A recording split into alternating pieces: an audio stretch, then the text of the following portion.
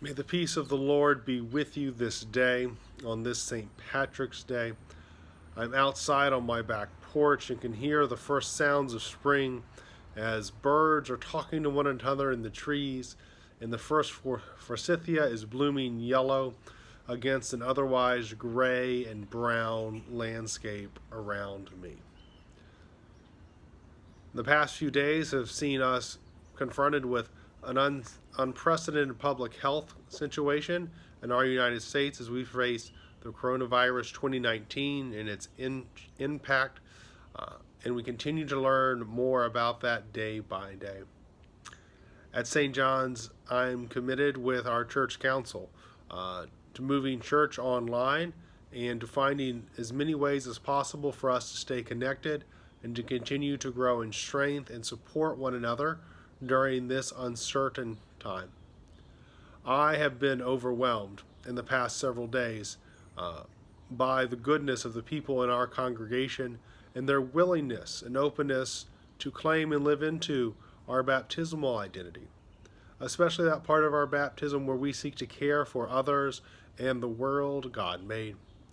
I am deeply blessed by those of you who came to church and got our food over to the Million Food Bank for their distribution this past Saturday, so that as many of our hungry neighbors as possible could receive food. As you've seen the lines and images at grocery stores right now, we just know how important that is to be able to support those who struggle. I have also been deeply overwhelmed and encouraged by those of you who are willing to get out and bring items, whether it's food or medicine, whatever someone might need, especially if they are unable to go out themselves, whether it's for a member of our congregation or our community. As of right now, I can tell you, to the best of my knowledge, we are healthy when it comes to coronavirus as a congregation. And yet we are aware and ready for those who might have any need to support you and to provide what you need. If you or someone you know is in need of food or prescription picked up and is not able to go out on their own, I encourage you to call or email me, and I will follow up with you, and I or someone else from our congregation who is healthy and well and able to do so is prepared to respond to those needs. As a congregation, we're in the early stages of moving worship online and hopefully other group meetings as well in the days to come as the situation warrants. We're moving church online even as our church building remains closed and our preschool remains closed in order to promote the best possible public health situation and to do our part to limit the spread of disease, especially this novel coronavirus.